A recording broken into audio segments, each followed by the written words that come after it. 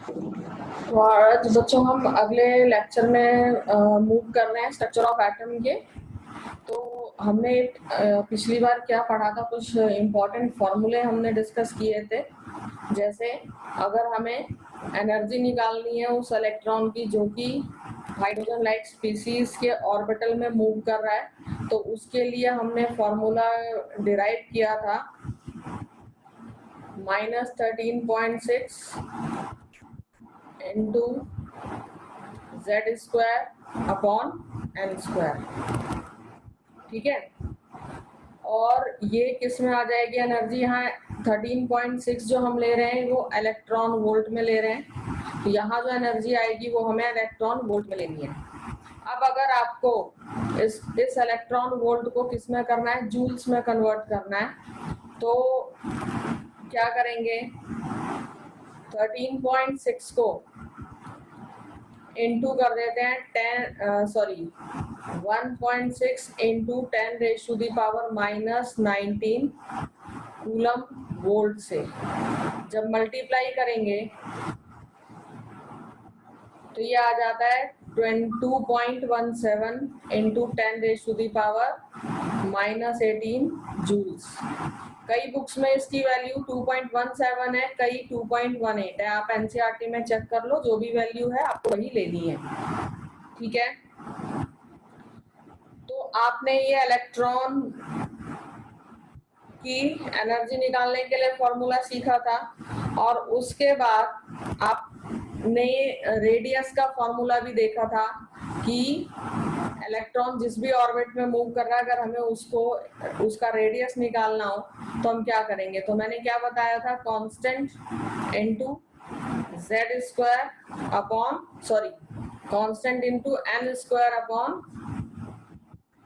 Z। और ये जो कांस्टेंट थी ये क्या थी, इसकी वैल्यू क्या थी? हाइड्रोजन एटम के फर्स्ट ऑर्बिट का रेडियस या डिस्टेंस बोल सकते हैं सेंटर से। तो जब भी हाइड्रोजन लाइक स्पीशीज होगी तो आप इसको 53 वैल्यू ले सकते हैं। ठीक है, इसके बाद आगे न्यूमेरिकल में एक चीज और यूज होती है। देखिए, आपने क्या सीखा था कि जो एंगुलर मोमेंटम होता है MVR, ठीक है,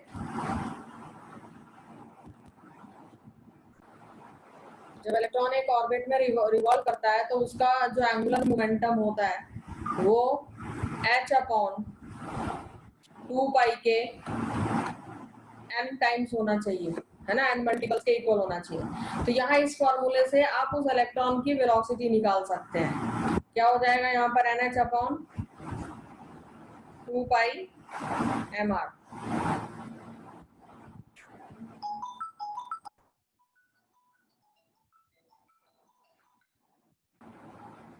तो चलिए बच्चों एक क्वेश्चन ट्राई करते हैं। हमें एनर्जी निकालनी है फर्स्ट ऑर्बिटल में हीलियम आयन के, और हमें उसका रेडियस भी निकालना है। तो सबसे पहले हम सीधे जूल्स में ही, क्योंकि एनर्जी की जब भी कैलकुलेशन होगी जब तक आपको बोला ना जाए आपको जूल्स में ही निकालना है। तो अभी हमने जूल्स का फॉर्मूला किया, क्या हो जाता है? -2.18 इंटू 10⁻⁻18, ठीक है, Z² अपॉन n²। ये किस में आ जाएगी एनर्जी? जूल्स में। अब देखिए हीलियम आयन के लिए n क्या, क्योंकि हमें निकालना है क्या फर्स्ट ऑर्बिटल में, तो n क्या हो गया? 1।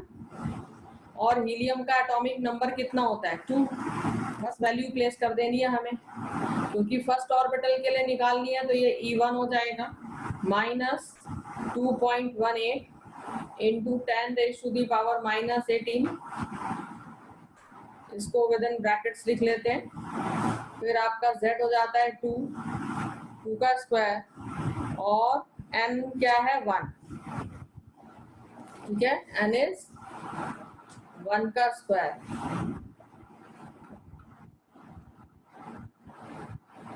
तो अब यहाँ पर जब आप एनर्जी को कैलकुलेट करेंगे तो ये क्या आ जाएगी? 2 2 4, और इसको जब आप इंटू करेंगे तो ये आ जाता है आपका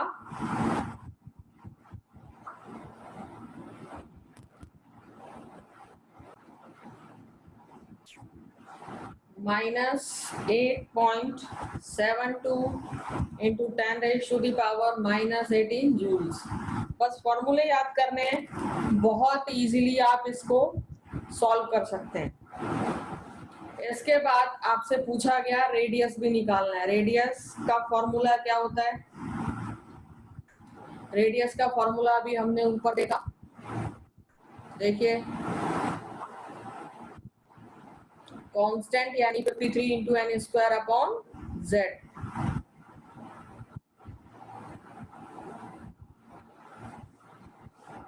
यहाँ पर 53 into N square upon Z, ठीक है। वैल्यूज पुट कर देना है। 53 इंटू एन स्क्वायर कितना है 1 और z कितना है 2 का स्क्वायर, तो ये हो जाता है 53/4। ये अप्रोक्सीमेटली वैल्यू कितनी आ जाएगी करके देख लेंगे आप, यहाँ पर पॉइंट्स में बस वैल्यू लिखनी है, ठीक है। और जो भी वैल्यू आएगी उसको 10 की पावर -9 से इंटू कर देना, क्योंकि बहुत छोटी वैल्यू होती है तो ये नैनोमीटर्स में लेना होता है।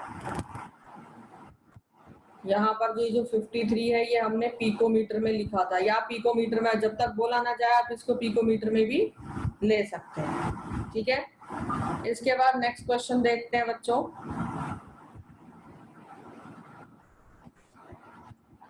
नेक्स्ट क्वेश्चन है कि आपको बोला जा रहा है calculate the velocity of electron.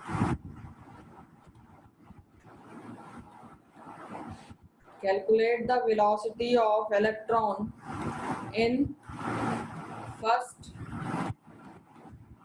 Bohr orbit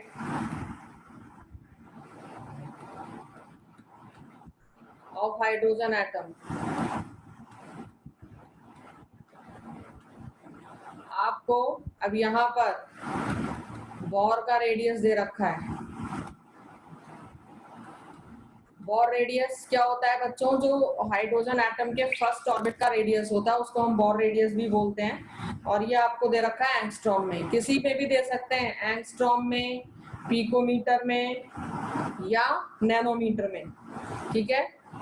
Planck's constant की आपको वैल्यू दे रखी है 6.626 इंटू 10⁻⁻34 जूल्स। इलेक्ट्रॉन का मास आपको पता ही है, ये याद हो जाना चाहिए अब तक तो, 9.1 इंटू 10⁻⁻31 kg, ठीक है। ये आपको दे रखा है और क्वेश्चन में गिवन है कि 1 जूल जो होता है 1 kg मीटर स्क्वायर पर सेकंड स्क्वायर के इक्वल होता है।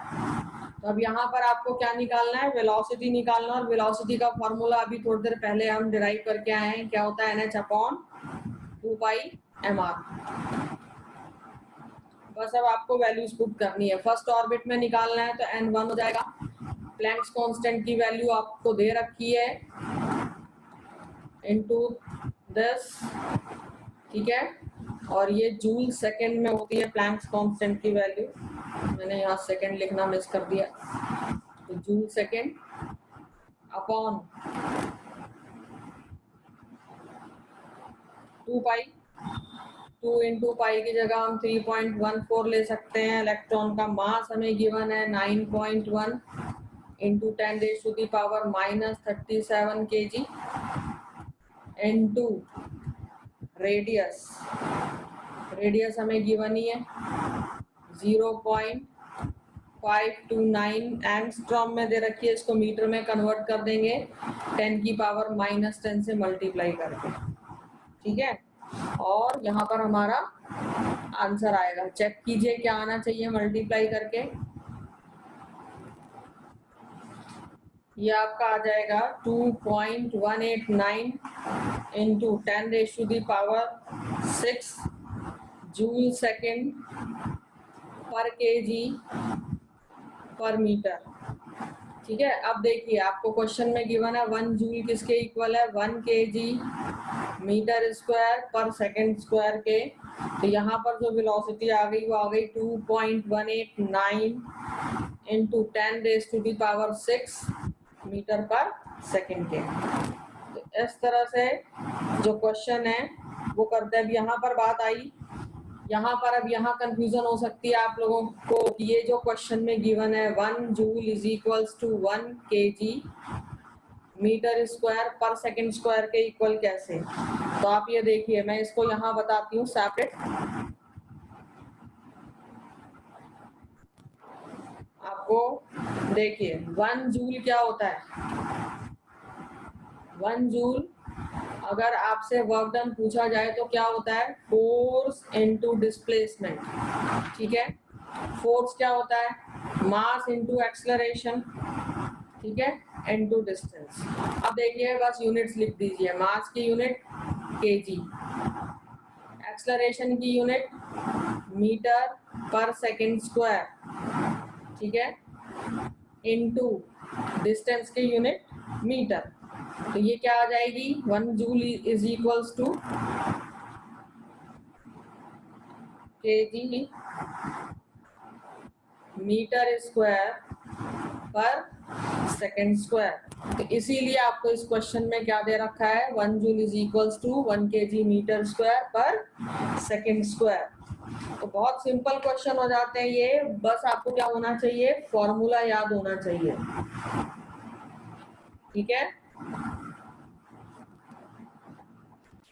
अब देखें यहाँ पर इस क्वेश्चन में आपको बोला जा रहा है कि हाइड्रोजन एटम में इलेक्ट्रॉन की फर्स्ट एक्साइटेशन एनर्जी स्टेट की एनर्जी निकालिए और सेकंड पार्ट में उसके आयोनाइजेशन एनर्जी निकालिए।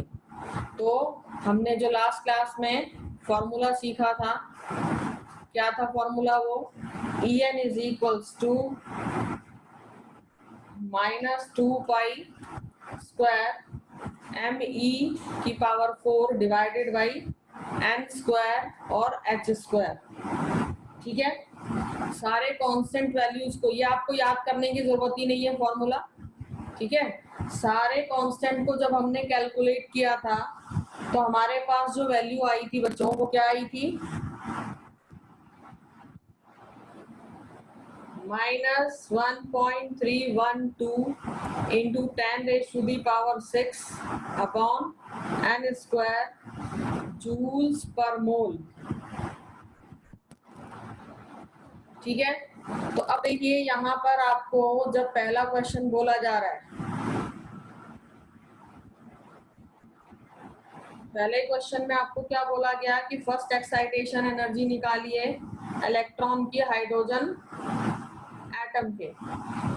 तो आप ये देखिए एक्साइटेशन एनर्जी का मतलब क्या हो गया कि जो ग्राउंड स्टेट है, ठीक है, वो क्या है, 1। ठीक है, और ये जो आपको बोला गया फर्स्ट एक्साइटेड स्टेट यानी कि सेकंड शेल होगा। ये फर्स्ट शेल है हाइड्रोजन का, ये न्यूक्लियस हो गया, और ये सेकंड शेल। फर्स्ट शेल क्या हो गया, ग्राउंड शेल, और ये सेकंड शेल एक्साइटेशन शेल। ठीक है, तो N1 हुआ और एक्साइट होकर के वो कहाँ गया, N इज इक्वल्स टू 2 में। ठीक है, ये फर्स्ट एक्साइटेशन स्टेट होती है।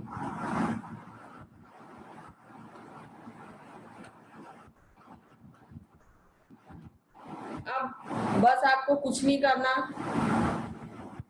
फॉर्मूला आपको बताया था, फॉर्मूला आपका आ जाता है यहाँ पर डेल्टा ई, इतनी तो एनर्जी चाहिए ना, फर्स्ट में जितनी थी और माइनस कर देंगे जो कि सेकंड शेल में जितनी थी फर्स्ट शेल की एनर्जी को। तो यहाँ पर आपका जो फॉर्मूला था वो क्या था, constant into z square upon 1 ये वैल्यू n की हायर ऑर्बिट में और ये वैल्यू n की लोअर ऑर्बिट में। ठीक है, बस अब कुछ नहीं करना, वैल्यू पुट कर देनी है, क्योंकि हाइड्रोजन एटम है तो z की वैल्यू 1 हो जाएगी। ठीक है, यहाँ पर भी मैंने इसीलिए वैल्यू लिखी नहीं, z की वैल्यू 1 हो जाएगी। अब आप मल्टीप्लाई कर लीजिए और आंसर ले आइए। ये आपका आ जाता है 1.312 इंटू 10 की पावर 6 ना, अपॉन